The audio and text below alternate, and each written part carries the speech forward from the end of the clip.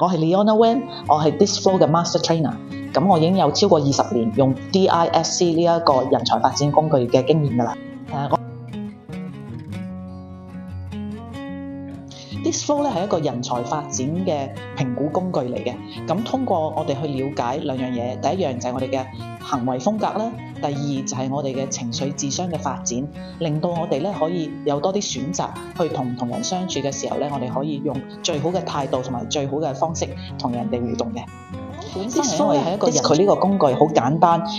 亦都好準確。咁所以咧，令到咧好多人覺得用 DISC 嘅時候咧就容易啲，令到大家願意繼續去用呢個工具。而 DISC 本身咧，佢係冇 patent right 嘅，佢係一個理論，而背後有好多人都喺背後去繼續發展同埋營運，亦都相當之可靠。咁令到喺市面個個都想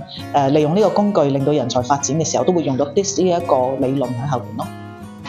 好似我咁樣啦，如果你本身係一個教練嘅，做好多1對1嘅發展嘅對話啦；如果你係一個 trainer， 你可以用呢個工具嚟到發展你手頭上嘅人才，令到佢可以了解自己多啲，認識人哋多啲，而且運用翻喺佢平時嘅工作上咧，亦都可以幫助到其他人嘅績效嘅提升嘅。階段咧就係我哋會俾一啲閱讀啦，一啲 article 參加者去睇啦，一啲 video 俾佢哋睇啦，咁全部都係好短，但係好幫助到佢認識 DISC 同埋情緒智商呢兩樣嘢嘅。咁跟住咧，我哋就會有一個全日嘅課程。咁喺個全日嘅課程嗰度咧，我哋就會